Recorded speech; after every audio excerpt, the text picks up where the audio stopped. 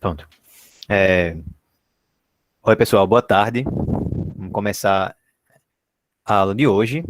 Hoje vai ser continuação do assunto da semana passada, não, do assunto da nossa última aula, da aula de terça-feira, que a gente estava falando sobre equações de Cauchy-Euler, né? Então, como é que são equações desse como é que são equações desse tipo? São equações em que a gente tem coeficientes que não precisam ser constantes, né? Diferentemente das equações que a gente tinha estudado anteriormente, sendo que não são que esses coeficientes a gente não escolhe aleatoriamente, precisa ser assim, a gente vai ter um número multiplicado por x elevado a 2 vezes a segunda derivada, mais outro número vezes x elevado a 1 vezes a primeira derivada, mais outro número vezes y igual a zero. Então, ainda era uma equação que era homogênea, porque o lado direito da equação era zero, mas a propriedade fundamental aí dela, que vai basicamente caracterizar elas, é que o expoente que eu tenho no x é o número de vezes que eu derivei o y, tá? Então, aqui eu tinha expoente 2 no x, tinha duas derivadas no y, aqui eu tinha expoente 1 no x e uma derivada no y, e aqui o x não está aparecendo porque é x elevado a zero e eu também não tenho nenhuma derivada no y, certo? Então, é assim que a gente vê que uma equação ela é de Cauchy-Euler. O que a gente fez também foi ver que as soluções, que as soluções básicas, digamos assim, elementares, são da forma x elevado a m, certo? Onde esse m, ele é uma raiz lá da equação característica das equações de Cauchy-Euler, como que era, né? Então, m é raiz de quem? Cuidado, né? Porque a equação característica aqui, ela é diferente da que ela era no caso das equações que tinham coeficiente constante. Então, a gente vai ter a vezes m elevado a 2 mais b menos a vezes m. Então, essa aqui que é a diferença principal, certo? Mais c igual a zero. Então, da mesma forma que nas equações com os coeficientes constantes, aqui a gente precisa determinar os casos possíveis, né? Se eu tiver duas raízes reais diferentes, se eu tiver raízes repetidas ou se as duas raízes forem imaginárias. Esses dois casos iniciais a gente viu na última aula. Então, se esse delta aí for maior que zero, certo? O delta, no caso, dessa equação do segundo grau aqui, tá? Se ele for maior que zero, aí eu vou ter duas raízes reais diferentes, né? Duas raízes, digamos, reais, né? Reais M1 e M2, que serão diferentes. Então, daí a gente já sabe que x elevado a M1 e x elevado a M2 são soluções da EDO. E a gente mostrou, usando o Wronskiano, na última aula, que elas são soluções LI. Se são soluções LI, significa que a solução geral vai ser o quê? Vai ser y de x igual a uma constante vezes x elevado a m1, mais outra constante vezes x elevado a m2. Isso aí é solução, seria a solução geral aí para esse caso, tá? Lembrando também que a gente costuma dizer que o x aqui ele é diferente de zero, justamente para a gente evitar problemas com logaritmos que aparecem frequentemente aí na conta, certo? Às vezes a gente coloca que é maior que zero logo, porque aí não precisa se preocupar com os módulos na hora que a gente calcular esses logaritmos, tá? Mas aí se liga nisso. Se tiver maior que zero, só não precisa colocar o módulo, mas se tiver diferente de zero apenas, aí é necessário colocar o módulo para que a resposta fique totalmente correta, certo? Dentro dos logaritmos. Porque se o x for negativo, o logaritmo de um número negativo não faz sentido. Então, por que eu estou falando de logaritmos? Porque a gente viu que no segundo caso, em que o delta fosse zero, ou seja, que eu tenho duas raízes reais iguais, né? Ou seja, eu tenho apenas uma raiz real, que a gente chamou de m. Então, aí a gente viu que uma solução seria x elevado a m, certo? E quem é que seria a outra solução? Aí a gente usou o método da redução de ordem, que a gente já tinha aprendido, para ver que a outra solução seria ln do módulo de x vezes x elevado a m. Então, essas aí são duas soluções, também são soluções LI. Isso aí a gente comentou, eu não demonstrei porque as contas eram basicamente as mesmas de um exemplo que eu tinha resolvido, certo? Eu deixei como exercício, tá bom? Então, nessa situação aqui, a solução geral vai ser a mesma coisa, lambda 1 vezes 1 a solução, mais lambda 2 vezes a outra solução. Ln do módulo de x vezes x elevado a m. Então, essa aí que é a solução geral nesse segundo caso. Falta um caso, né? Falta um caso que a gente vai ver agora, que é se o delta for menor que zero. Se o delta for menor que zero, e a gente tem duas raízes imaginárias. Certo? Duas raízes imaginárias. Essas raízes imaginárias, lembra que elas vão ser da seguinte forma, né? A gente vai ter m igual a alfa mais ou menos beta i, né? Beleza?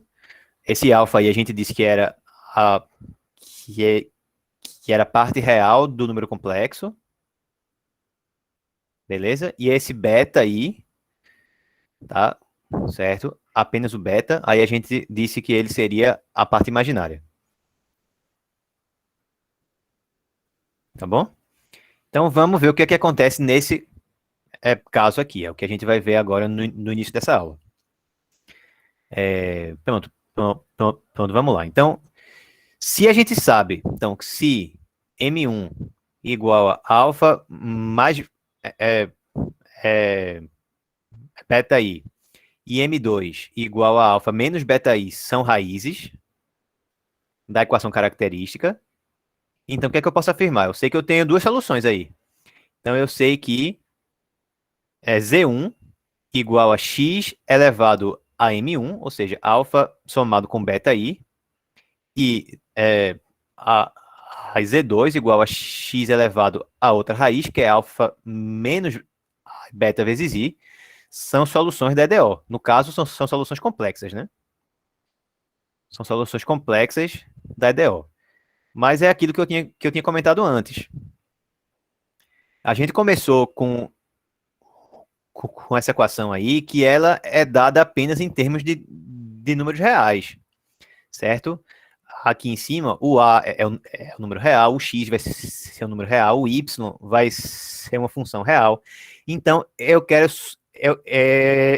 soluções que sejam soluções reais. Eu não quero soluções imaginárias que envolvam I, certo? Então, eu vou usar a mesma estratégia que a gente usou na vez passada, quando a gente trabalhou com equações que tinham coeficientes constantes, para a gente obter soluções reais a partir dessas duas soluções imaginárias. Certo? Qual é a ideia? Certo. A primeira ideia é a gente usar propriedades de potências, que, como eu tinha mencionado lá na vez passada, eu não estou demonstrando aqui que essas propriedades funcionam com números complexos ainda, tá? Se o expoente for um número complexo. Mas elas funcionam e a gente vai utilizar isso, tá? Para a gente ver com mais detalhes essas coisas de propriedades, certo? De limites, derivadas e tal, que envolvam números complexos. Aí a gente tem uma outra disciplina que é uma optativa chamada complemento de matemática. Aí a gente vê cálculo com números complexos, limites, derivadas, integrais, certo? A parte de integração parece muito com cálculo 3, tá? E é uma cadeira que é muito divertida. Quando eu estudei ela, no caso que foi a cadeira análoga para o curso de matemática, foi uma das cadeiras que eu mais gostei, tanto na graduação quanto no mestrado. Enfim, então a gente vai a gente vai utilizar aqui o fato de que a gente pode, por exemplo, fazer o seguinte, certo? Z1 seria a mesma coisa que x elevado a alfa vezes x elevado a beta vezes i. Beleza. Então, essa minha primeira parte que tem aqui, ela já é real. O x é real e o alfa, ele é real também, tá? Então, essa primeira parte aí, ela é real. Mas o problema está nessa segunda parte daqui. Eu tenho que melhorar isso. Como que eu posso fazer isso, né? Vê, eu vou usar aquele artifício que a gente usa muito, especialmente em cálculo 1. Se eu quisesse, por exemplo, se eu quisesse derivar, por exemplo, alguma função que fosse assim, ó, x elevado a x, por exemplo.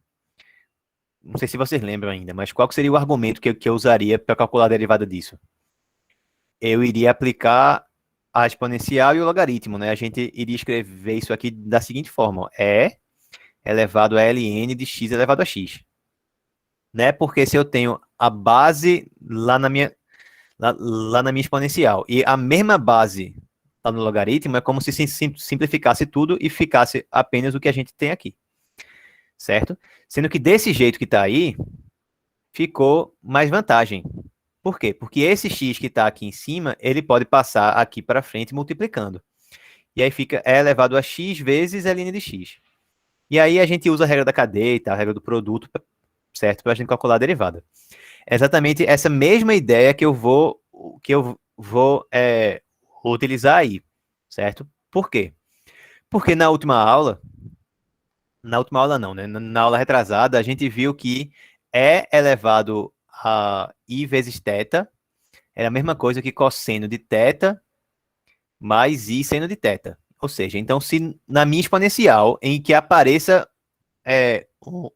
aí um I no expoente, se a base for E, a gente sabe o que é que a gente faz. Vai virar cosseno de alguma coisa, certo? Mais I seno da mesma coisa. Se a base for X, necessariamente eu não sei o que é que eu faço. Então eu vou tentar dar um jeito de fazer com que a base vire E. Certo? Deixa eu ver aqui a pergunta. A integração parece com cálculo 3 no sentido que os números complexos se comportam como vetores ou só o cálculo que é parecido mesmo? É que quando a gente faz integrais com números complexos, normalmente são integrais parecidas com integrais de linha. Porque é basicamente isso que tu estás falando. O número complexo, a gente pode ver ele de duas maneiras geométricas. A gente pode ver ele como um vetor, certo? Se eu tenho alfa mais beta i, a gente poderia ver ele como vetor alfa beta, ou como ponto, certo? Então, quando a gente mexe com números complexos, tem muita geometria associada já. E aí a gente não integra ao longo de, de um segmento de reta, como a gente faz em cálculo 1. A gente integra ao longo de uma curva que está definida no plano complexo, né? Porque aí a reta real, né? Quando a gente está falando, quando está falando de cálculo com números reais, no caso de números complexos, aí a gente tem duas direções, né? Tem uma direção que é real, que é o alfa da parte, que é o alfa aqui, ó, e tem outra direção aqui. Então é como se eu representasse os números complexos assim, ó. Aqui estaria a parte real, certo? Aqui estaria a parte imaginária. Então, se aqui eu tô com A, aqui eu tô com B, é como se esse número aqui, se esse ponto aqui, ele fosse o número A mais BI.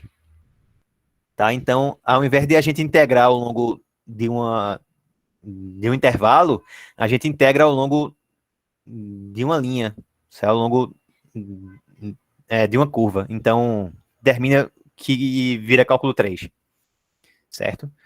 Sendo que as parametrizações são diferentes, porque a gente mexe agora com os números complexos, ao invés de mexer com vetores e tal. Mas a ideia, grosso modo, é a mesma, tá? Então, o cálculo que é parecido, tá? E é porque também os números complexos, eles têm esse apelo geométrico de geometria plana, assim, que que vê de brinde com eles, tá? Pronto, beleza. Então, vamos voltar aqui. Deixa eu apagar aqui isso aqui, certo? Para depois ninguém se confundir. Beleza? Então a gente vai usar esse artifício aqui justamente para fazer com que esse x elevado a beta aí, ele vire alguma coisa com e na base, porque aí fica mais fácil de a gente usar essa fórmula. Tá bom? Então, x elevado a beta vezes i vai ser o quê? Eu aplico a exponencial e aplico o ln. Vai ficar e elevado a ln de x elevado a beta vezes i. Agora, quem está no meu expoente aqui, ó, é o beta e o i. Os dois vão descer. Sendo que agora eu vou escrever isso assim, ó. E elevado a i vezes beta ln de x, beleza? Para que fique justamente no mesmo formato que a gente tem aqui. Que a gente tem aqui. Tá certo? Então, se eu sei que E elevado a I vezes teta é cosseno de teta mais I seno de teta, nesse caso aqui, ó, quem está fazendo o papel do teta é esse número aqui, ó. É beta vezes ln de x. Certo? Então, é ele que está fazendo o papel do teta. Ou seja, se eu fizer cosseno de teta mais I seno de teta, isso aí vai dar cosseno de beta vezes ln de x, certo? Mais I seno de beta vezes ln de x. Beleza? Alguma pergunta? Aí, no caso, para que isso faça sentido, tá? A gente precisa que o x seja positivo. Beleza? A gente precisa aí que o x seja positivo para que essa construção que ela faça sentido, senão iria ficar um ln de alguma coisa negativa que aí não iria fazer sentido, tá? Então, sempre que aparecer alguma equação de Cauchy-Euler, vocês assumam já que o x é positivo, tá? Que acaba que ele precisa ser mesmo. Tá certo. Então agora, se a gente volta aqui, ó, pro Z1, quem é o Z1 agora? Z1 vai ser x elevado a alfa vezes isso que a gente calculou aí em cima, tá? Então, vamos escrever aqui, ó, x elevado a alfa vezes cosseno, vamos fazer assim logo, vezes cosseno de beta ln de x, certo? Mais i x elevado a alfa seno de beta ln de x. Analogamente, quem é que vai ser o Z2? Ó, aqui a gente tem o quê? X elevado a alfa vezes x elevado a menos beta i. Menos beta i. Então, para a gente ver como que ficaria o Z2, aí a gente faria o quê? Vai ser a mesma coisa do Z1, tá? Sendo que, ó, aqui é como se mudasse o sinal do beta. Beleza? Então, aqui, por exemplo, ficaria cosseno de menos o beta vezes a ln de x. E aqui ficaria o quê? Ficaria seno de menos o beta vezes a ln de x. Sendo que o cosseno é uma função par, né? Então, aquele menos lá dentro do argumento dele não vai fazer diferença nenhuma, porque cosseno, cosseno de menos A é igual ao cosseno de A. Já no seno, o seno é uma função ímpar. Então, aquele menos que ficaria lá no argumento dele faz diferença, vai mudar o sinal da função, certo? Seno de menos A é menos o seno de A. Tá bom? Então, resumindo isso aqui já de uma forma mais rápida para a gente agilizar. Se eu fizer a mesma coisa que eu fiz aqui, que eu fiz com o Z1, se eu fizer a mesma coisa é, é, com Z2 e usar certos fatos de que o cosseno é par e que o seno é ímpar, aqui vai ficar assim: x é elevado a alfa cosseno de beta ln de x. Lembra que era menos o beta vezes ln de x, mas o cosseno é par, então a gente pode jogar fora o menos. menos ix elevado a alfa seno de beta ln de x. O normal seria o quê? Seria menos beta ln de x aqui, mas como o seno é ímpar, o menos sai daqui de dentro, certo? E aparece aqui do lado de fora. Até aqui vocês entenderam, né? Estou basicamente repetindo a argumentação agora que a gente fez lá na aula retrasada. Qual que seria o próximo passo, né? Essas duas soluções que tem aí ainda são soluções imaginárias. Por quê? Porque o i aparece ainda. Beleza? Então, a gente quer, a partir das duas, fazer com que apareçam soluções reais. Então, a gente sabe também, né, que sempre que a gente tem alguma equação que é linear e que é homogênea, se a gente adicionar soluções, ainda é solução. E se a gente multiplicar alguma solução por alguma constante, ainda é solução também. Então, se a gente adicionar as duas soluções, vai ficar só a parte real aí, né? As partes que envolvem o i vão se cancelar. Beleza? Então, se eu olho aqui, ó, por exemplo, para, digamos, y1, certo? Igual a z1 somado com z2. Isso aí vai dar o quê? Vai cancelar os dois termos que envolvem o i e vai ficar duas vezes x elevado a alfa cosseno de beta ln, cosseno de beta ln de x. Beleza? Sendo que a gente sabe também que se multiplicar alguma solução por alguma constante, ainda continua a solução. Então, se eu dividir aqui tudo por 2, ainda é solução, tá? Então, essa daqui é uma solução real. Beleza? Essa aí é uma solução real. Porque se eu somo soluções, ainda é solução. Então, significa que Z1 mais Z2 ainda é solução. Se eu divido alguma solução por um número real, certo? É por uma constante em geral, não precisa que seja real, não. Mas se eu divido, multiplico por alguma constante, ainda é solução. Então, se eu pego essa minha soma aí, que era o número real, e aí divido ela por 2, vai me dar uma solução ainda. E é uma solução real agora. Beleza? Então, aqui eu tenho solução real, aqui nesse caso. Aqui tá com a borracha. Pronto. Aqui é uma solução real. E quem que seria a minha outra solução? Ao invés de eu adicionar as duas soluções imaginárias agora, eu vou fazer a diferença das duas. Vou fazer y é 2 igual a z1 é menos z2. Então, agora, as duas partes que não envolvem o i, que vão se cancelar, né? E vai dar 2 vezes i, x elevado a alfa, seno de beta ln de x.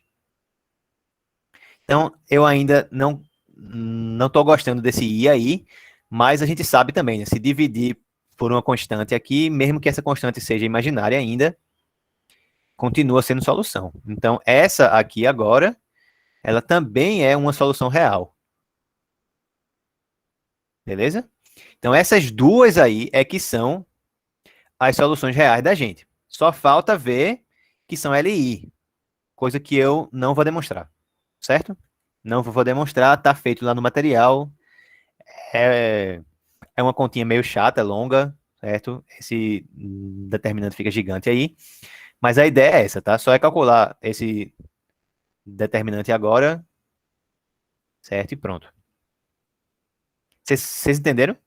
Então, pronto. Já admitindo que a gente mostrou que são LI, porque realmente são, eu deixo isso aí para vocês verem lá no material e tal, e se convencerem que elas são LI mesmo. Então, a solução geral vai ser o quê? Vai ser uma combinação linear das duas. Vai ser lambda 1 vezes x elevado a alfa vezes o cosseno não sei o que lá, mas lambda 2 vezes x elevado a alfa vezes o seno de não sei o que lá. Então, é bem parecido com as equações que tem coeficientes constantes, mas o que é que muda? É que agora tem esse ln aí que fica aparecendo. Beleza? Ele aparece tanto lá lá no caso que tinha raízes repetidas, que a gente precisava fazer redução de ordem, a gente viu que a função que a gente precisava para multiplicar o y1 para gerar uma segunda solução era ln de x. E aparece aí, mais uma vez, dentro do argumento lá do seno e do cosseno. E, ainda mais, se a gente olhar para o alfa, certo, e para o beta, no caso da equação que tinha coeficiente constantes, lembra como é que ficava, né? O alfa, ele ia para o expoente da exponencial e o beta, ele ia para o ângulo lá do seno e do cosseno. Aqui é a mesma coisa, o alfa vai para o expoente, beleza? E o beta vai para o ângulo. A parte real vai para o expoente e a parte imaginária vai para o ângulo. Certo? Vocês têm alguma pergunta? Vamos resolver, acho que 2 exercícios agora. E aí a gente continua, tá? Então, perguntas? Pronto, beleza. Eu acho que a primeira aula que a gente tinha feito sobre isso tinha sido mais confusa, a primeira e a segunda, provavelmente. Mas eu acho que da aula passada para cá melhorou mais, né? Porque deu para a gente repetir os argumentos mais, ver o que é que a gente estava fazendo. Pronto, beleza. Então, deixa eu só dar uma resumida aqui. Então, fica como exercício aí para vocês verificarem que são LI, tá feito no material, tá? Na nota de aula. Então, as duas são LI, isso aí fica como exercício. Certo? Então, a solução geral vai ser o quê? Combinação linear das duas. Geral. Então, vai ficar y de x igual a lambda 1, x elevado a alfa, cosseno de beta ln de x, mais lambda 2, x elevado a alfa, seno de beta ln de x. Tá, então vamos para os exercícios. Primeiro exercício, deixa eu achar aqui os exercícios que eu tinha visto lá no material também. Pronto, vamos começar com esse aqui. Ó. X elevado a 2 vezes y duas linhas, menos 3x vezes y linha, certo? Mais 8y igual a zero. Então, vamos fazer da mesma forma que a gente fez na última aula. Deixa eu ver aqui que tem uma pergunta. Tem algum método para quando os coeficientes não são constantes e não são proporcionais às derivadas? Não. Pode ser que tenha para alguma equação específica, assim, sabe? Mas um método geral não existe, não. Certo? O que dá para fazer é, se por acaso a gente tiver sorte de a gente tropeçar em alguma solução, achar ela por acaso, dá para achar outra usando redução de ordem, mas uma forma de achar alguma solução, algum método universal que valha para todas as equações lineares, não tem não. Certo? O que dá para fazer é a gente tentar simular numericamente, tá certo? Ver o que é que as soluções numéricas estão indicando, para ir com isso, de repente, ter um chute sobre a forma da solução, mas na maioria das vezes o que dá para fazer é usar a solução numérica mesmo, tá? Usar algum Runge-Kutta aí, certo? E analisar numericamente mesmo, tá bom? Então, eu só estou falando aqui sobre esses casos porque são os casos que a gente consegue fazer na realidade. E também pode parecer que esses casos lineares com os coeficientes constantes, que eles sejam um caso muito restritivo, mas na realidade não, porque assim, a gente pode sempre transformar um problema que envolva alguma equação linear de ordem n em um sistema linear diferencial, certo? Equações diferenciais que tenha N equações, beleza? E se você tiver um sistema que seja não linear, ele é sempre, assim, sob certas condições, tá? Aproximado por um sistema linear apropriado. E esse sistema, ele vai ter coeficientes constantes. Então, certo? A gente fala sobre os casos com os coeficientes constantes, por quê? Não é porque eles são fáceis e é o que dá para fazer, não. É por isso também, mas é porque eles são importantes porque a gente usa eles para estudar outros problemas que são mais complicados, tá? É por isso que a gente trabalha com esse tipo de equação, com equações lineares de ordem n que tenham coeficientes constantes e que sejam homogêneas, beleza? E o caso das equações de Cauchy-Euler, aí eu falo por quê? Porque como eu tinha comentado ainda agora, às vezes o assunto ele caminha muito rápido, certo? No começo. Então, se a gente repete tudo falando sobre outro tipo de equação, às vezes o aluno entende melhor depois, certo? Já na segunda vez que ele viu, por exemplo. Então, voltando aí para o exemplo, vamos fazer que nem a gente fez na última aula, né? Vamos anotar quem é o A, quem é o B, é, é, quem é o C, porque a gente vai precisar desses valores direitinho para montar quem é a equação característica agora, porque não é da mesma forma que funcionava quando eram coeficientes constantes mais, né? Então, aqui, ó, quem é o A?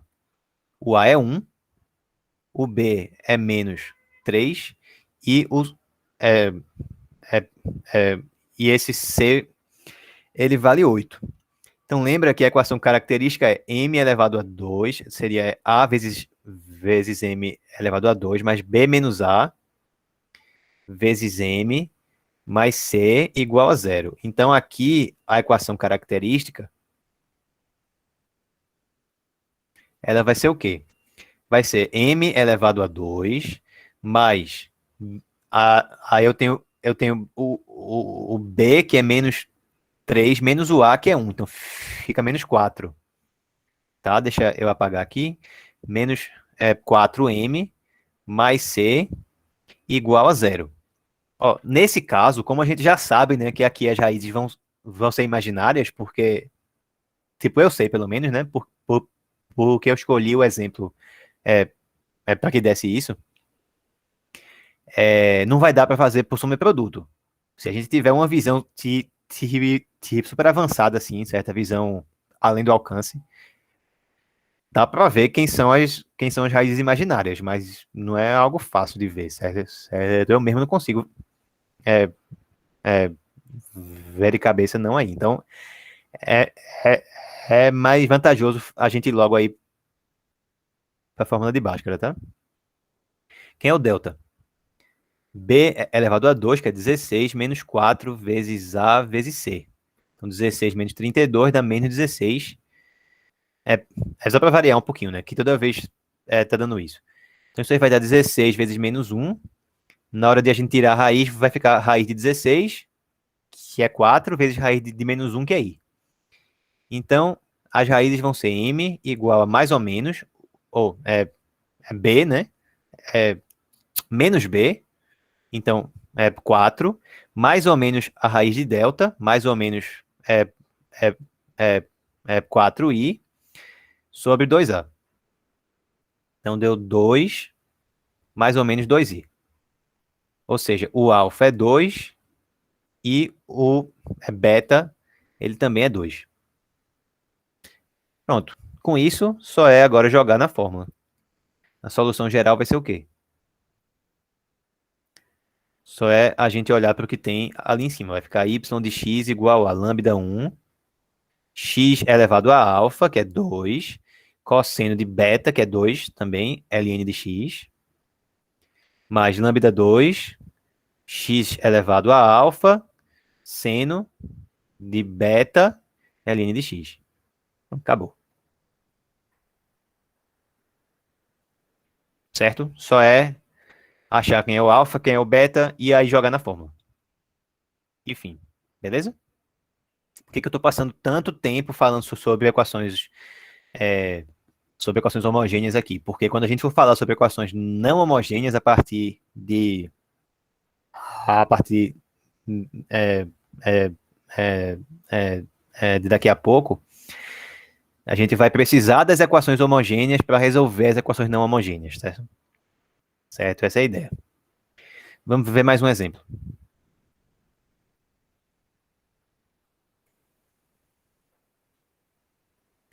Segundo exemplo vai ser o seguinte: x elevado a 2 vezes y duas linhas,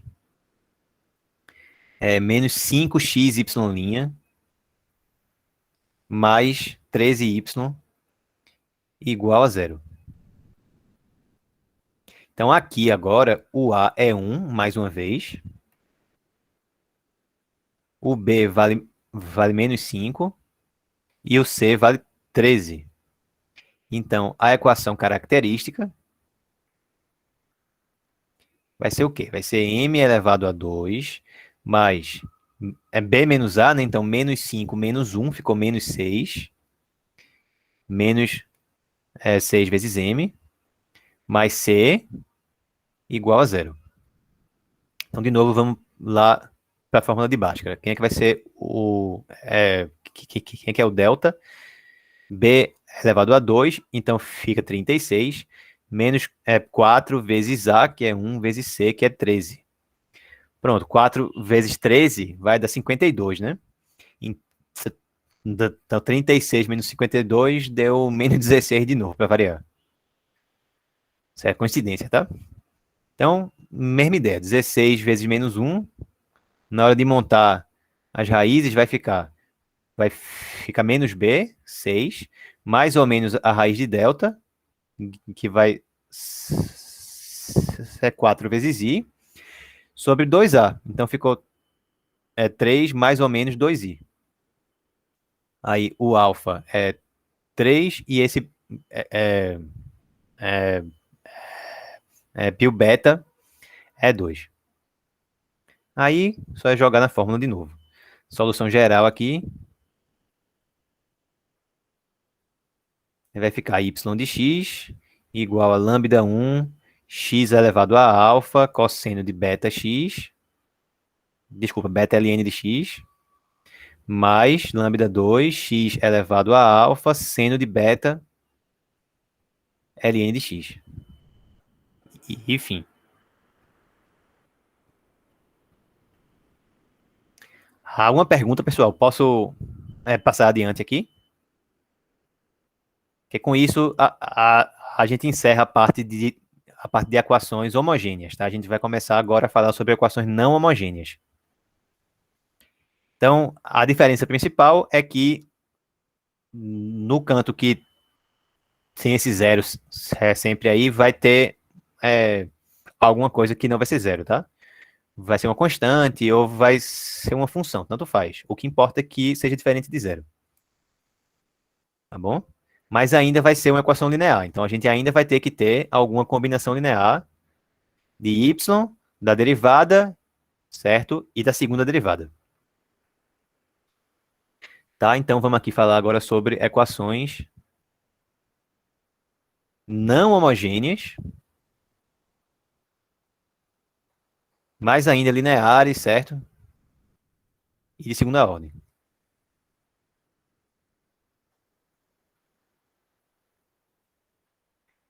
Beleza. Então, o que é que muda? Como eu falei, que agora a equação vai ser assim. A gente vai ter, bem, basicamente, né, vai ser a segunda derivada. Espera aí que tem uma pessoa entrando na sala aqui.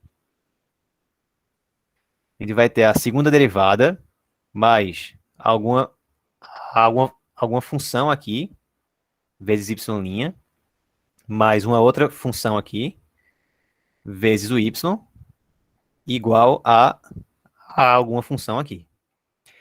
Esse negócio aqui, do lado direito, a única coisa que me interessa aqui é que ele seja diferente de zero, tá? Pode ser até que ele seja uma constante. Não tem problema nenhum. O que importa é que ele seja diferente de zero. E eu estou admitindo que eu posso dividir aqui para que aqui na frente fique 1, tá? Beleza? Isso aí a gente vai... lembra que o que tem ali na frente da segunda derivada não pode ser zero, porque senão não seria uma equação de segunda ordem, né? Seria de primeira ordem ou menor. Então, eu sempre posso dividir ali. Se tiver por acaso alguma coisa diferente de uma que esteja multiplicando a segunda derivada, eu sempre posso dividir, certo, por ela a minha equação inteira e fazer com que ali na frente fique 1. Tá? Então eu vou admitir que a minha DO vai ficar nesse formato aí, certo? De modo que o coeficiente da segunda derivada seja 1. Pronto, esse f de x que aparece aí, a gente vai chamar ele ou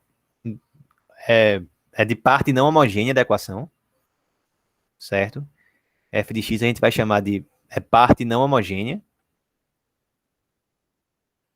Ou, para simplificar, a gente pode chamar simplesmente de lado direito da equação, tá? O lado direito da equação tem que ser diferente de zero, tem que ser algo que não seja zero. Tá bom? Então, todos os casos que a gente viu até aqui eram equações homogêneas. Agora a gente vai ver, certo, inicialmente aqui, qual que é a propriedade fundamental das equações não homogêneas e como que a gente relaciona elas com as equações homogêneas, beleza? Então é o seguinte, ó. Deixa eu chamar, certo? Digamos que eu chame essa equação aqui de estrela, tá? Não precisar escrever de novo. Então, se eu disser que y1 e y2 são soluções de estrela, aí da equação não homogênea, então a diferença entre elas é solução dessa outra equação aqui, ó.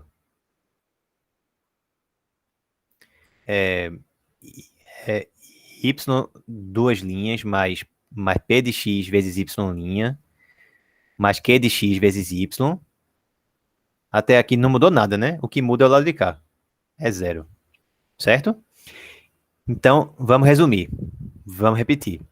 Se eu tenho alguma equação que é não homogênea, e eu sei quem são duas soluções delas, certo? Duas da não homogênea, a diferença, certo, entre as duas é sempre solução da mesma equação, sendo que homogênea. Então, você zera o lado direito. A diferença entre duas soluções da não homogênea é uma solução da homogênea, certo? Essa outra homogênea aí a gente chama de equação homogênea associada, certo? Porque ela tem exatamente o mesmo lado esquerdo, mas o lado do direito é zero, certo? É uma equação que é homogênea com o mesmo lado esquerdo da não homogênea. Tá dando para entender? Ou não? Preciso que vocês me digam aí. É assim que a gente vai fazer. Se a gente quiser saber quem é que é uma solução da homogênea, se a gente souber duas da não homogênea, só é subtrair as duas que vai dar uma solução lá da homogênea. A homogênea é mais fácil de resolver. A gente vai usar esse fato, certo, para ajudar a gente.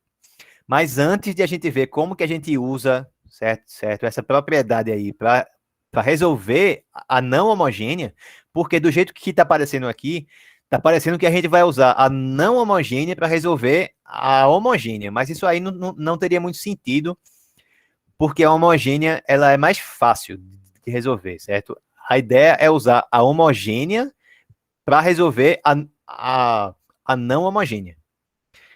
Então eu já vou dizer como é que a gente faz isso, mas primeiro a gente precisa justificar certo por que essa propriedade aí é verdadeira. A demonstração ela é muito simples, é só a gente substituir, beleza? E ver que vai dar zero no final. É que nem a questão da lista lá que eu tinha colocado, né? Como que eu mostro que alguma função é uma solução de uma equação homogênea? Eu substituo e vejo que no final vai dar o quê? Vai dar zero, Beleza? Se por outro lado eu quisesse ver que alguma função que eu tivesse, se eu quisesse ver que ela é solução agora dessa equação aqui, aí eu tinha que substituir no lado esquerdo e ver se no final dava o quê? Se no final iria dar justamente o f de x. Como eu quero aqui ver se y1 menos y2 é solução da homogênea, eu vou substituir lá na equação e ver se no fim dá zero. Que nem a gente fez nos outros exemplos lá, certo? Lembrando que y1 e y2 são soluções da não homogênea, certo? Isso aí vai ser importante na hora de a gente fazer as contas. Então, como é que eu vejo que isso aqui é solução dessa equação? Eu substituo. Então, a gente vai ter assim, ó, segunda derivada disso, mais p de x vezes a derivada disso, mais q de x vezes y1 menos y2, eu tenho que ver que isso aí dá zero. Mas o que é isso? Certo? Primeiro, quem é que é essa segunda derivada aqui? Ó? Ela é a segunda derivada do y1 menos a segunda do y2. No outro termo agora, o que é que vai dar? A gente vai ter mais, aí repete o p de x, e nos parênteses vai ficar o quê? Derivada do y1 menos derivada do y2. Mais q de x vezes y1 menos y2. Vamos juntar tudo que aparecer aí que envolver o y1, certo? Ou alguma de suas derivadas. Então, isso vai dar assim, ó. Y1, duas linhas, que veio daqui, mais P de x vezes Y1', beleza? Que veio daqui, ó. Mais Q de x vezes Y1, que veio daqui. Agora os outros, que envolvem a outra função, que envolvem o Y2. Repara que todos eles vão ter algum sinal de menos, né? Tem esse sinal de menos que está aqui, tem esse sinal de menos que está aqui e tem esse sinal de menos que está aqui. Então, eu já vou colocar esse sinal de menos aqui na frente em evidência, tá certo? E o que é que resta? A gente vai ter o y duas linhas, vai ser no caso o y2 duas linhas, que veio daqui, aí mais p de x vezes o y2 linha, que veio daqui, mais o q de x vezes o y2, que veio daqui. Até aqui, vocês entenderam? Só fiz substituir e aí separei, organizei, né? A parte que ficava com y1, a parte que ficava com y2. Agora, quanto é que dá isso aqui? Quanto é que dá isso aqui?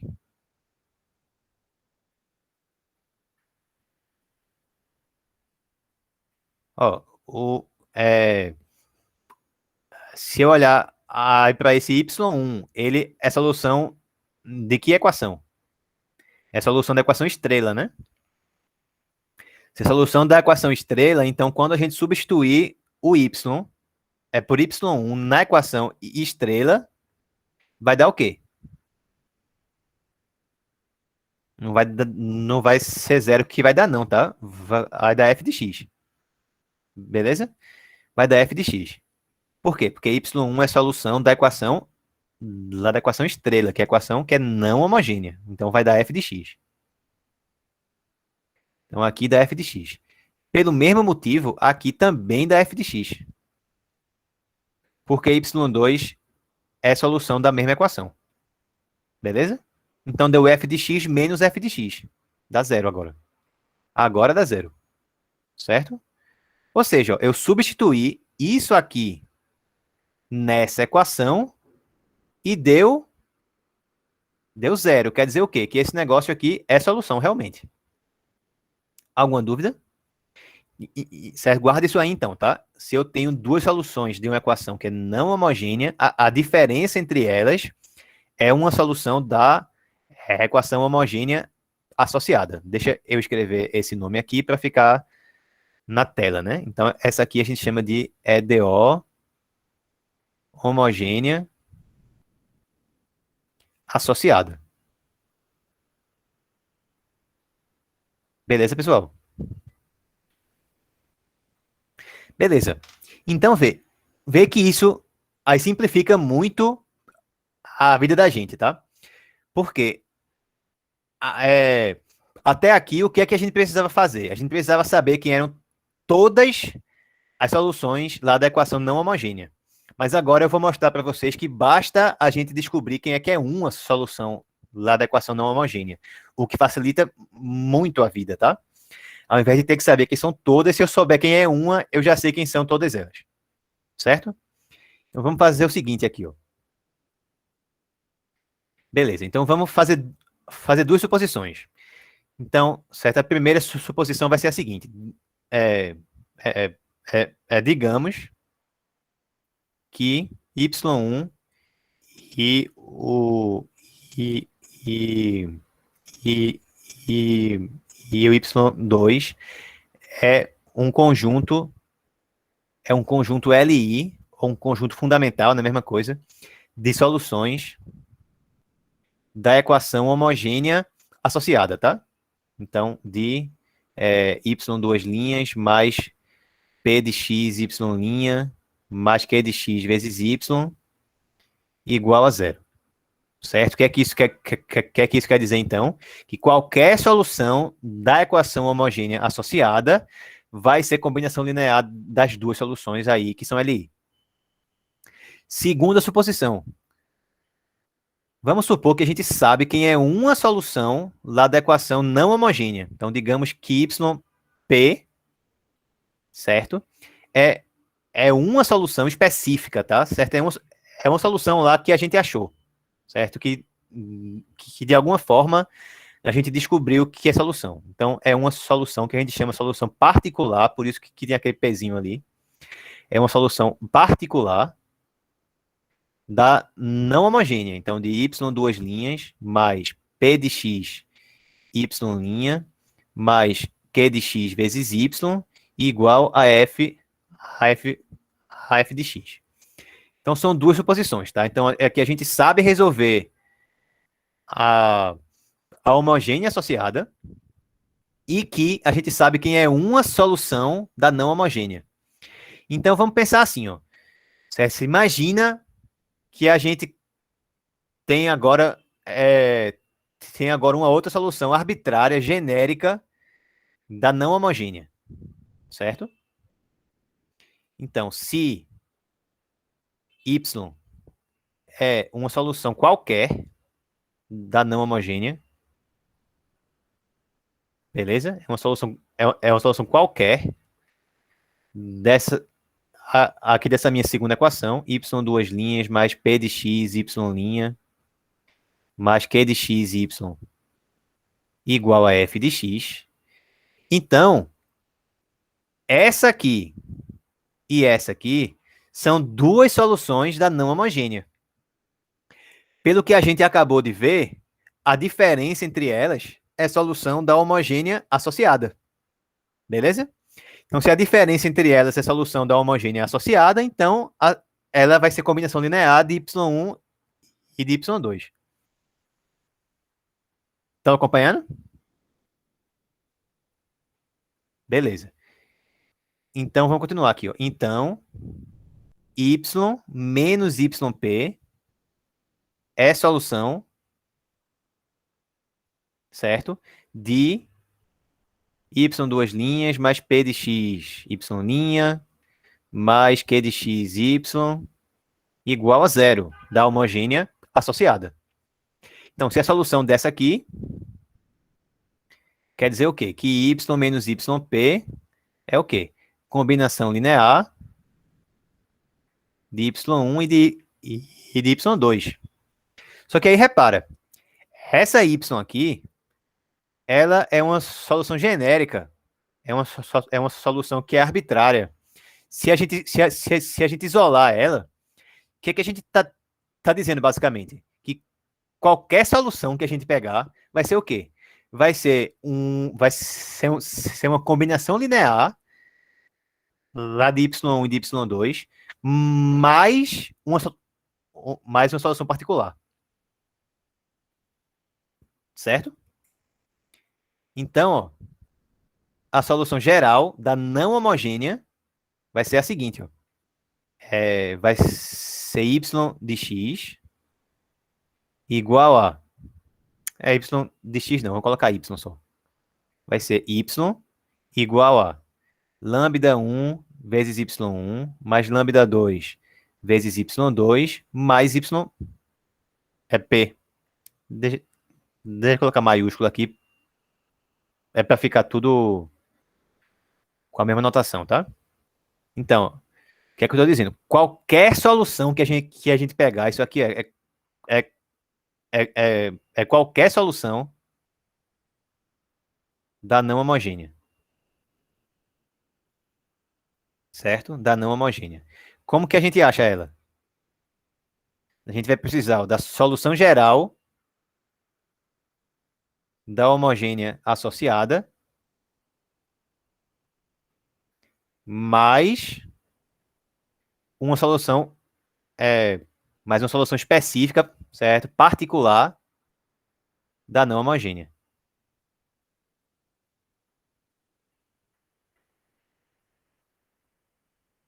Certo? Essa teoria aí, ela é muito importante. Por quê? Porque agora a gente sabe o que é que a gente precisa fazer para resolver a não homogênea. Supondo, claro, que a gente já sabe resolver a homogênea associada, tá? Então a gente vai precisar o quê? Que a equação homogênea associada seja ou linear com coeficientes constantes ou de Cauchy-Euler. Beleza? Então qual que é o desafio agora? É descobrir o quê? Digamos que a equação da gente é homogênea, certo? Ela é linear de segunda ordem com os coeficientes constantes. E a gente tem algum EDO que é não homogênea agora, também envolvida. Qual que é agora o objetivo da gente? É descobrir quem é o quê? É descobrir quem é isso aqui, ó.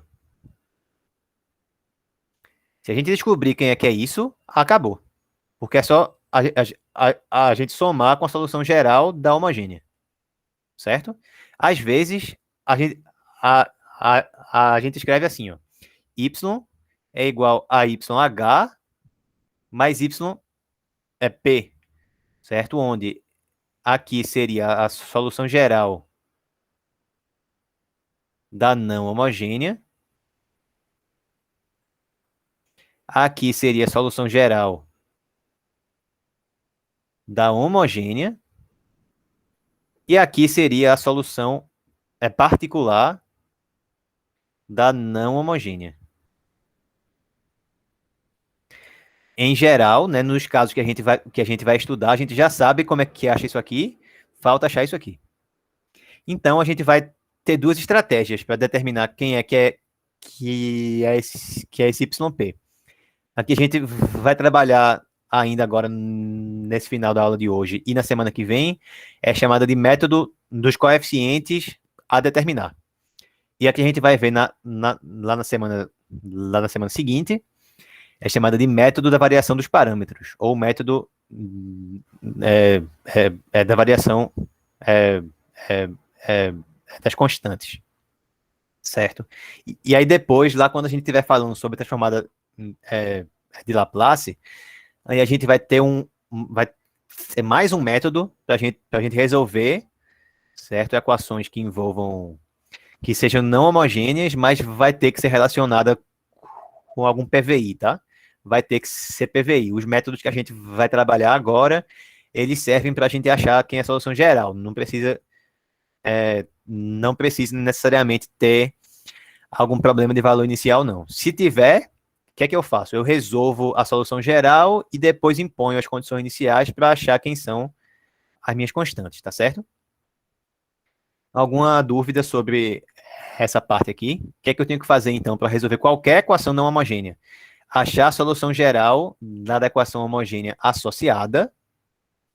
Aí é a mesma coisa de antes. É achar quem é a equação característica, ver quem são as raízes, ver quem é o delta, né? Se são raízes distintas, reais, são raízes repetidas, se são raízes imaginárias, e determinar quem é a solução geral lá da EDO homogênea, certo? Lá da EDO homogênea associada. E aí depois a gente acha quem é uma solução particular, usando algum dos métodos que a gente vai aprender agora. Posso continuar?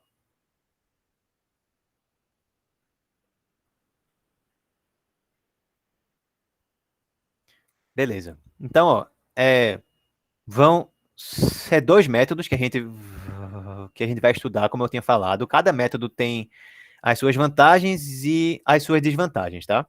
O método dos coeficientes a determinar, que a gente vai começar a ver hoje, ele vai transformar o problema de determinar quem é uma solução em um problema de resolver um sistema de equações. Um sistema de equações lineares algébricas, tá? Certo? Álgebra linear. Então é algo que é mais fácil, é algo mecânico, certo? Que pode ser chato, trabalhoso, mas com a quantidade suficiente de paciência a gente resolve. Beleza.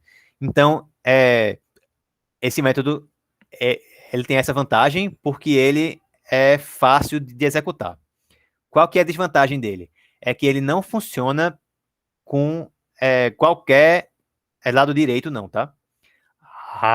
A função f de x, ela precisa ser alguma função que seja exponencial, que seja polinomial, que seja trigonométrica, no caso seno ou cosseno, ou que seja combinação linear dessas, ou que seja multiplicação dessas. Então, basicamente, só funciona para exponencial, polinomial ou para seno e cosseno. Se for alguma outra função que seja diferente dessas, aí os métodos que a gente vai ver aqui não vão funcionar. Então a gente tem que recorrer ao outro método. Qual que é a vantagem do outro método? O método lá da variação dos parâmetros. É que ele funciona sempre, ele é um método geral, certo? Ele funciona para qualquer função que a gente bote ali no f de x, mas ele depende de resolver uma integral. E aí vocês sabem, né? O que é que acontece quando a gente depende de resolver uma integral. Pode ser uma integral que é muito difícil, você pode, mas aí ainda não é nem tão ruim, porque tem integrais que não dá nem para resolver, né? Então, se cair algum integral, se aparecer, né? Se não na prova, óbvio, mas se na vida da gente a gente precisar, certo, em algum momento resolver algum EDO que seja por variação dos parâmetros e a integral que apareça não dê para resolver, então não tem o que fazer mais. Pode tentar usar a chamada de Laplace e ver se sai ainda alguma coisa, mas o método de variação dos parâmetros ele resolve sempre, a menos de a gente conseguir fazer a integral, tá? Então, se a gente conseguir fazer a integral, resolve todos os casos. Então, tem essa vantagem que ele funciona sempre, mas tem essa desvantagem que ele operacionalmente pode ser mais difícil. Pode ser mais difícil de resolver a integral, ou pode ser que a gente não consiga resolver a integral. Enquanto o método lá dos coeficientes, a determinar, ele é mais fácil de fazer, mas ele não funciona em todos os casos. Ele funciona só em uma quantidade bem restrita de casos. Só repetindo, exponenciais, polinomiais, seno, cosseno, ou certo, combinações dessas, ou tipo multiplicações dessas. Beleza? Vamos começar a ver o que é que a gente tem que fazer agora. Pronto, esse método, ele é chamado às vezes também de método, também método do chute, que é basicamente isso que a gente vai fazer. A gente vai dar um chute do que é que a gente acha que é a solução. Só que essa solução do chute vai vir com um monte de coeficiente. A gente vai substituir na equação. A partir daí, a gente vai gerar basicamente um sistema de equações, certo? Onde as incógnitas vão ser aqueles coeficientes lá. E aí a gente resolve o sistema e acha quem é que são os coeficientes. Então, repetindo, a gente vai dar um chute de como que a gente acha que é a solução. Nesse chute vai ter alguns coeficientes. esses coeficientes a gente vai determinar ao longo do processo. Por isso que é método dos coeficientes a determinar. A gente vai dar o chute que a solução é de um jeito, vai ter um monte de coeficiente, substitui na equação para a gente impor que seja solução, certo? Isso aí vai fazer com que apareça um monte de equação que envolve esses coeficientes, e aí resolvendo essas equações, a gente acha quem são esses coeficientes. Vamos ver com exemplos, tá? A teoria do método é essa que eu disse agora, tá? É isso aí, você chuta, vai ter um monte de coeficiente, você substitui na equação, e aí vai aparecer um monte de equação, você resolve as equações e acha quem são os coeficientes. A teoria é essa. Agora, como que a gente faz com cada caso, com cada tipo de lado direito, com cada f de x possível, aí eu vou mostrar em vários exemplos, tá? Vamos começar com essa aqui, ó. Então, vamos fazer assim, método dos coeficientes a determinar.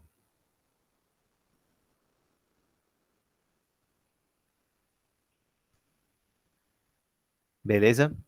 Então, ó, vai ser tudo basicamente aqui em termos de exemplos, tá?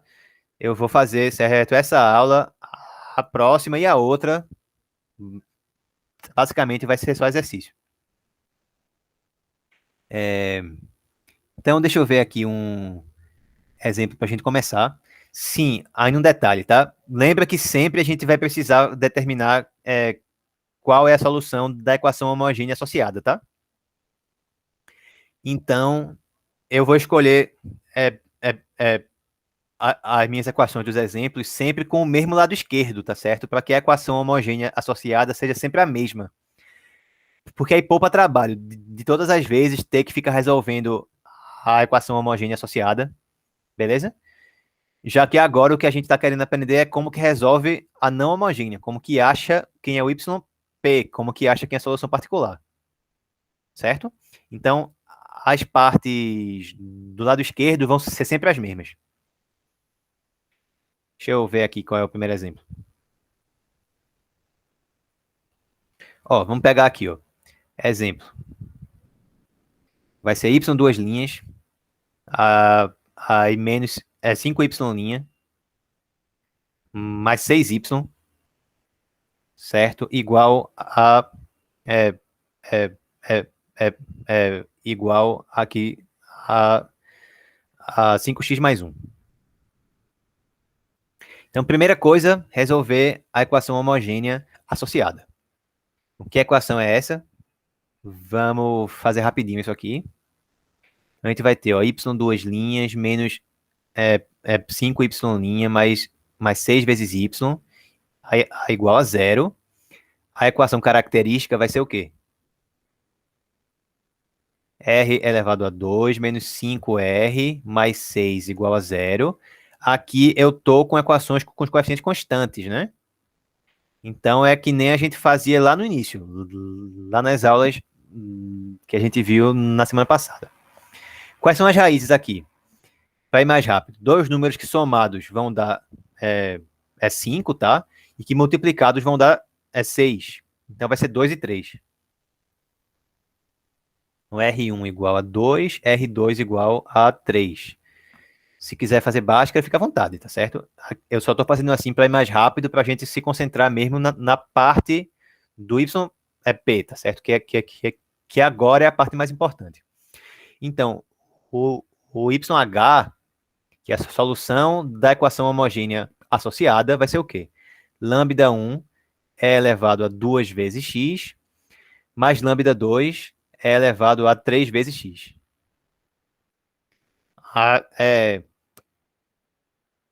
Aí, beleza, né? Só fiz repetir as coisas que a gente já tinha visto.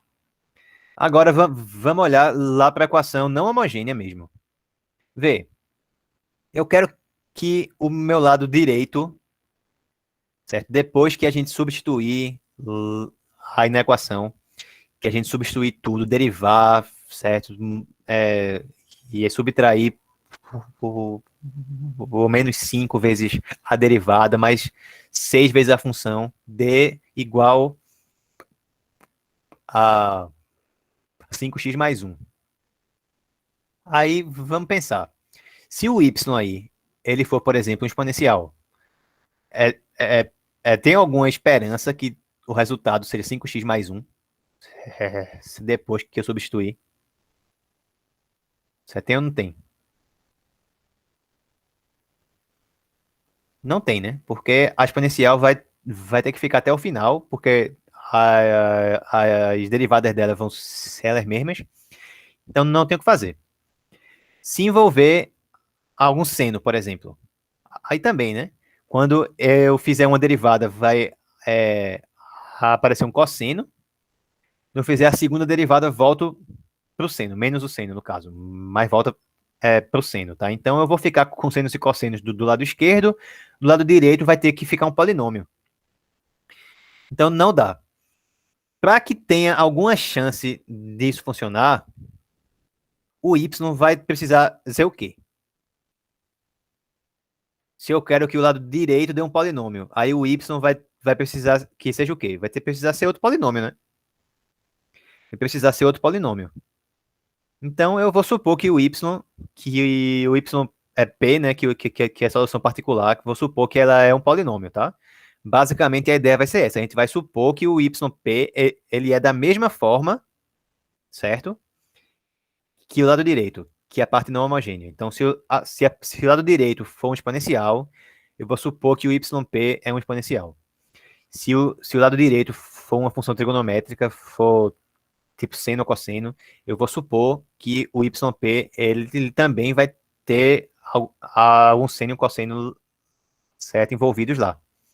E se o lado direito for polinomial, eu vou supor que o meu yp ele também vai ser polinomial. No caso aqui, eu vou supor que o yp é um polinômio que tem o mesmo grau que o lado direito. Então eu vou supor que o yp é um polinômio que seja do primeiro grau, tá certo? Beleza? Só que cuidado aí, eu tenho que supor que ele é um polinômio que seja do primeiro grau que tem em todos os coeficientes, tá? Então ele vai ser ax mais b. Beleza? Mesmo que ali no lado direito tivesse apenas 5x, quando eu fosse para o yp, eu ia supor que ele é um polinômio do primeiro grau com todos os meus coeficientes. Então seria ax mais b, certo? Mesmo que o b lá do f de x ele não apareça. Tá dando para entender isso? Se fosse 5x, é só ali. Então você poderia achar que o yp seria ax só. Mas não, é um polinômio que é do primeiro grau, então eu testo com outro do primeiro grau inteiro. Então vai ser ax mais b. Tá claro? Não tá claro? Ou, ou, tá claro. Beleza. O meu teste, certo? O meu chute vai ser na mesma forma do lado direito. Então, vamos escrever aqui. Vou dar um chute e vai ser yp igual a ax mais b, certo? Então, é do mesmo formato que eu tenho aqui. Do mesmo formato. Então, se fosse um polinômio que fosse do segundo grau, eu ia supor que o yp era um polinômio do segundo grau, com todos os seus coeficientes. Então, seria ax ao quadrado mais bx mais c. E assim por diante, certo? Esses são os exemplos mais básicos. Nos exemplos mais básicos vai dar certo fazer assim. Vai ter algumas situações, certo? A gente vai ter alguns casos em que esse chute mais básico vai dar errado. E aí depois eu vou dizer o que é que a gente faz quando ele dá errado, tá certo? E também eu vou ensinar a vocês saberem quando que ele vai dar errado também. Para não precisar testar, ver que o sistema é impossível e aí, então, certo, perceber que o chute estava errado, certo? Eu vou ensinar a ver, certo, de antemão, quando que o chute vai dar errado, certo? Mas na maioria dos casos, certo, esse chute aí dá certo. Beleza, então eu vou supor que a solução particular, ela é assim. Pronto, esses dois coeficientes aqui, ó, que são os meus coeficientes a determinar, certo? Por isso o nome. A determinar são esses A e B aqui. E agora o que é que eu tenho que fazer? Eu quero que esse negócio seja solução. Então eu tenho que substituir aqui na equação e impor que dê isso aqui, lá no final, tá? Então eu tenho que saber quem são as minhas derivadas aí. Quem é que é a primeira derivada do yp vai ser o a, né? E a segunda derivada vai ser zero. Substitui, tá? Então, substitui na equação. Aí vai ficar o quê? Vai ficar y duas linhas, que é quem? É zero, menos 5 vezes vezes y', que é a no caso, mais 6 vezes y, que está aqui, ax mais b, igual a 5x mais 1. Beleza? Vamos organizar isso aqui agora. Quem é que é o coeficiente de x do lado esquerdo? A gente só vai ter isso aqui, né? 6ax. E o termo que não depende de x do lado esquerdo é quem? Vai ser menos 5 vezes a mais 6 vezes b. Mais 6 vezes b. Igual a 5x mais 1. Então, certo, pessoal? Aí a gente fica com uma igualdade entre dois polinômios. Então, é como um professor meu do colégio dizia, que nessa época a gente ainda estudava polinômios lá no colégio para o vestibular. Quando é que dois polinômios vão ser iguais? Ele dizia, é quando eles forem iguaizinhos. Ou seja, o coeficiente de x de um tem que ser igual ao coeficiente de x do outro, e o termo independente de um tem que ser igual ao termo independente do outro. Isso gera um sistema, certo? Isso gera um sistema. Eu vou até dar um salve para ele aqui, o professor que dizia isso, era o professor Fabiano Nader. Se ele algum momento assistir esse vídeo, certo? Um abraço para ele aí. Então, o que é que eu tenho aqui o sistema, né? Vai ficar o coeficiente de x do lado esquerdo tem que ser igual ao coeficiente de x do lado direito, que é 5. E o termo independente do lado esquerdo, menos 5a mais 6 vezes b, tem que ser igual ao termo independente do lado direito, que é 1. Duas equações, duas incógnitas, maravilha. Vou resolver isso aí. Vocês entenderam como que o método funciona? Ele vai determinar quem é que é a minha solução particular, resolvendo um sistema de equações algébricas. Então, é um sistema de álgebra linear aí. Ah, aí, no caso, não é bem álgebra linear, né? Seria sétima série, né? Porque é 2 por 2. Mas se fosse mais complicado, né? Se fosse, por exemplo, digamos que fosse... Não vai ser um exemplo que eu iria colocar na prova, tá? Mas, por exemplo, se o lado direito aí fosse um polinômio de grau 5, certo? Por exemplo.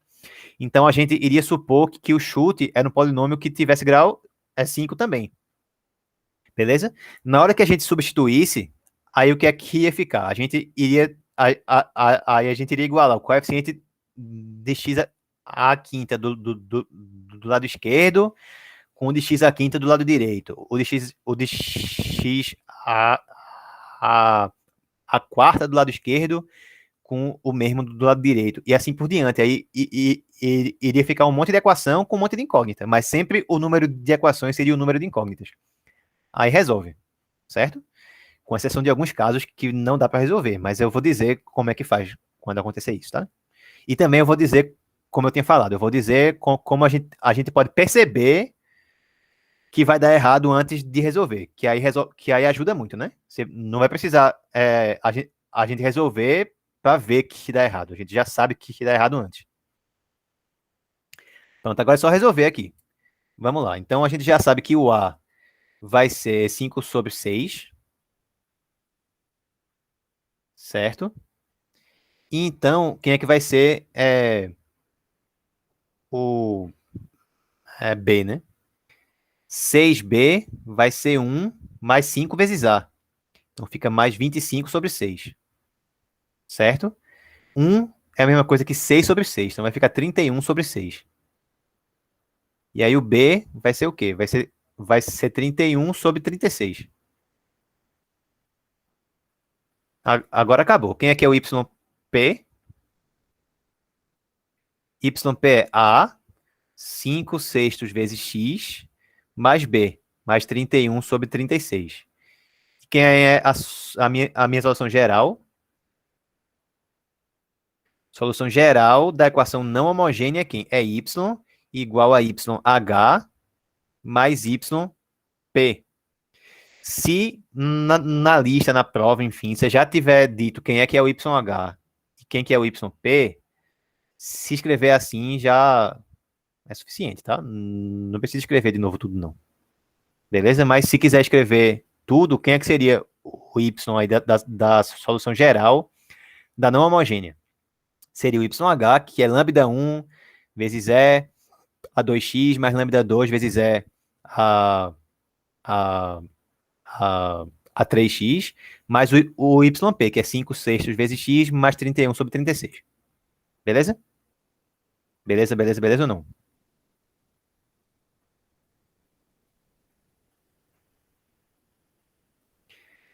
Maravilha. Então, a ideia é essa. A gente vai supor que a solução particular é do mesmo formato, beleza? Que o lado direito. Uma pergunta, professor, as constantes do YP a gente não pode ocultar feito as de Y1 e de Y2? Não. Porque esse negócio de a gente ocultar constante, vê, por exemplo, a gente tinha lá a anticombinação linear das duas soluções, né? Então a gente ficava com alguma constante, tipo lambda 1 vezes alguém. Então, se no y1 já viesse a, a algum 2 multiplicando, por exemplo, a gente podia jogar esse 2 para dentro do lambda 1, né? Para que o lambda 1 ele virasse duas vezes o lambda 1 antigo. Aqui não. Aqui repara que não tem nenhuma constante arbitrária que tá multiplicando a, a y é p não, tá? Vai ser isso aí mesmo, tá bom? Qualquer coisa que envolva a solução de uma equação que seja não homogênea, você não pode multiplicar por constante, tá? Você não pode adicionar soluções e é, gerar mais uma solução. Não, se você achou algum valor, vai ser tem que ser esse valor que você achou. Se for 157 sobre 98x menos 42 sobre 99, a sua solução particular. Vai ser ela. Não tem, não tem mais nada para fazer. Beleza? Porque é a solução que veio do sistema. Certo? Então você pode mexer com essas coisas aí de absorver constantes nos lambdas na parte homogênea. Na parte não homogênea não pode não. Beleza? É a mesma coisa de geometria analítica. Não sei se vocês lembram mais, mas quando você tinha, por exemplo, alguma reta que passava pela origem, né? Aí qualquer ponto que você pegasse dela, você podia simplificar ele. Tá? Por exemplo, se você tem uma reta que seja y igual a 10x, e aí você achou o ponto 1 e 10, por exemplo. Não, é,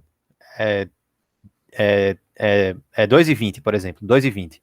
Então, se é a reta y igual a 10 vezes x, então o ponto 1 e 10 também está na reta. Você pode simplificar. Mas se for uma reta que não passe na origem, tipo, que seja y igual a x mais 1, por exemplo. Se você acha o x mais 2, por exemplo, para ficar mais fácil. Aí você sabe que o ponto 2 e 4, ele tá lá na reta, né? Porque se somar o x com 2 dá y. Mas se eu dividir os dois por 2, eu ia ficar com o ponto 1 e 2, ele não tá na reta mais. certo? Por quê que tá dando problema? Porque não é mais uma coisa linear, certo? É uma coisa afim agora, digamos assim, certo? Só dá para ficar fazendo simplificação assim, certo? É, absorver constantes, se for linear. Se não for linear, aí não pode não. Aí o que a gente achar vai ter que ficar na resposta. Beleza? Vamos para outro exemplo aqui. Vamos fazer um aqui, certo? Que vai ser o grau máximo que eu vou colocar, que seria com o lado direito, que seja um polinômio de grau 2, tá? Então, vamos lá aqui. Vamos pegar exemplo. A mesma parte lá no lado esquerdo ainda, certo?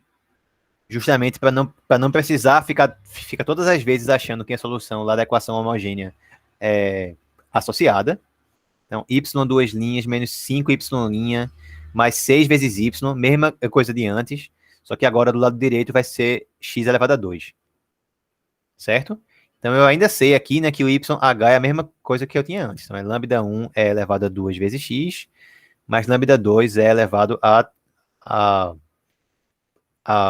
a 3x. Eu não vou ficar escrevendo todas as vezes isso não, tá? Vai ser a mesma parte sempre no lado esquerdo, então sempre o YH vai ser isso, nesses exemplos que eu vou mostrar aqui, para evitar ficar perdendo tempo com a equação homogênea associada. Mas na lista, lembra sempre que precisa achar a equação homogênea associada, precisa resolver ela para dizer que é a solução geral da não homogênea, certo? Eu estou fazendo isso não é porque não é importante, é porque agora, nessa aula, o foco é descobrir como calcular quem é o YP e não quem é o YH. Vocês entenderam isso, né? Não estou dizendo que não é para calcular quem é o YH na lista de prova, não, tá? Né? Vocês entenderam isso, né? Por favor, né? Me digam que vocês entenderam aí, por favor. Pronto, beleza. Então precisa calcular ele também. Mas aqui eu não vou calcular para a gente ganhar tempo. Tá bom, então vamos lá. O que é que eu tenho que fazer agora aqui com o YP? Bem, como o meu lado direito aqui ó, é uma função que é polinomial e é do segundo grau, eu vou supor que o yp também é uma função polinomial do segundo grau. Então, eu vou supor que ele é ax ao quadrado mais bx mais c. Vou derivar de novo, vou substituir na minha equação e vou ver qual é o sistema de equações que eu vou gerar, certo? Igualando o, os termos correspondentes, beleza? Igualando o meu coeficiente de x ao quadrado de um lado com o do outro, igualando o coeficiente de x de um lado com o do outro, igualando o meu coeficiente livre de um lado com o do outro. Então vamos derivar. Quem é que é o y? É p' aqui. Vai ficar 2 vezes ax mais b.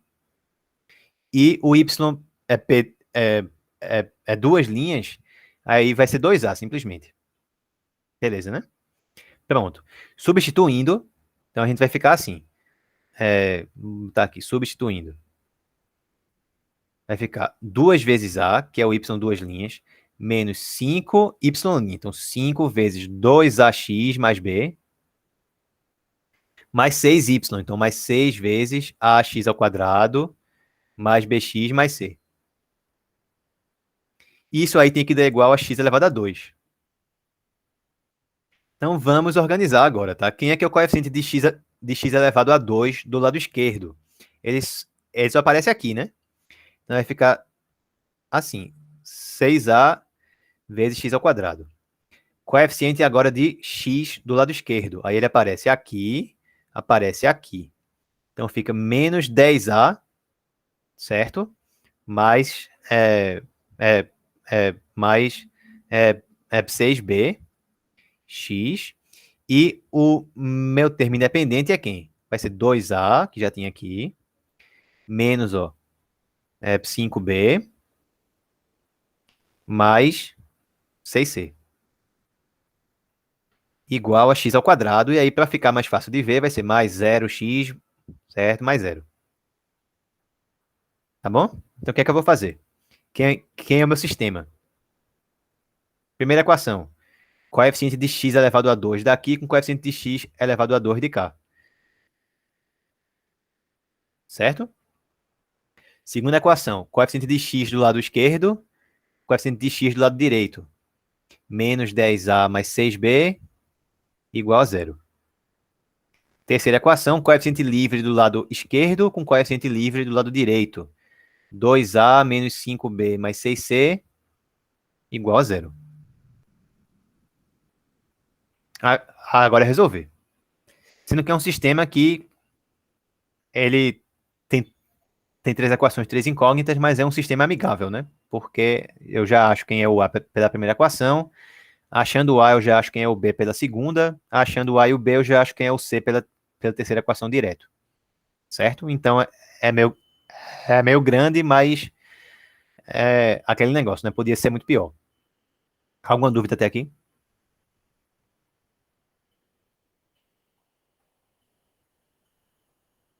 Beleza. Então, na primeira equação, eu já sei que o A vale um sexto. Vamos para a segunda equação. Na segunda equação, aí eu tenho isso aqui igual a isso aqui, ou seja, vai dar 10 sobre 6.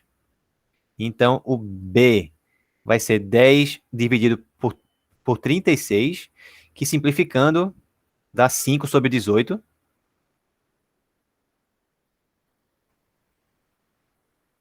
Beleza?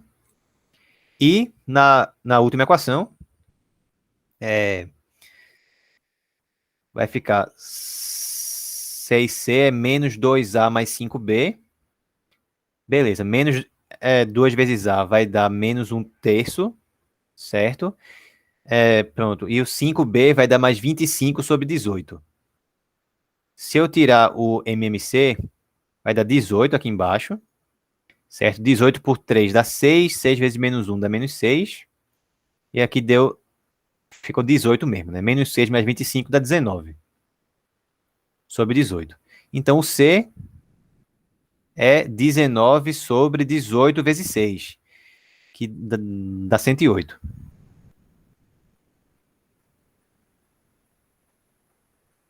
Beleza?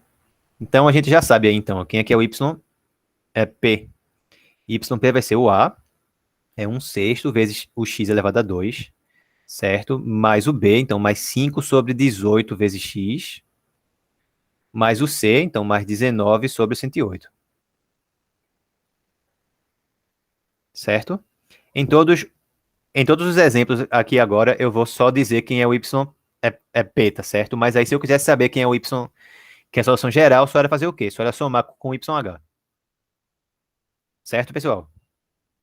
Eu vou fazer mais um exemplo, talvez mais dois. Eu acho que mais um só. E aí a gente encerra por hoje. Aí na aula que vem vai ficar ainda faltando comentar sobre como que faz com exponenciais, como que faz com é, é, é, como que faz com seno e cosseno, como que faz quando tem combinação linear dessas coisas, como que faz quando tem multiplicações dessas coisas, que é o caso mais difícil, porque não é nem o sistema, mas as derivadas vão ficar muito grandes. E em que situação que o chute dá errado, certo? Então vamos para o exemplo final de hoje. Pronto, aqui agora vai ser o seguinte, ó. A gente vai pegar y duas linhas, menos 5y, linha, mais 6y, como nas outras vezes, sendo que aqui vai ser igual a 12. Tá? Então, aqui é diferente de zero, sendo que é uma constante. Vê, qualquer constante a gente pode ver também, certo? Como um polinômio de grau zero, tá bom? Então, eu vou supor que a minha solução particular é outro polinômio que tenha grau zero, ou seja, eu vou supor que a minha solução particular é uma outra constante, certo? Então, o chute aqui vai ser yp igual a A. Então, as duas derivadas vão dar zero. Certo? Então, substituindo aí direto na conta, ó, vai dar 0 menos 5 vezes 0, mais 6 vezes A, igual a 12. Morreu aqui, A é 2. Acabou. Então, o YP aqui nesse caso é igual a 2. Certo? Então, não teve nem muita coisa para fazer, né? O que é que tem que a gente observar? Aí, então, a gente tem que observar que o chute tem o mesmo formato que a função do lado direito. Se for polinomial, vou supor que o chute também vai ser polinomial com o mesmo, com o mesmo grau, tá? Se for exponencial, vou supor que é exponencial. Se for seno ou cosseno, vou supor que é seno, que é seno e cosseno, no caso. Vou supor que é uma combinação linear do seno e do cosseno. Aí, no caso, a gente vai ver como é que fica direitinho na próxima aula, tá? Mas, acho que tá claro, basicamente, né? Como é que a gente faz isso aqui. Qualquer dúvida pode falar, tá? A aula terminou, basicamente. Eu vou encerrar a gravação aqui, beleza? E aí, se alguém quiser perguntar mais alguma coisa, fica à vontade.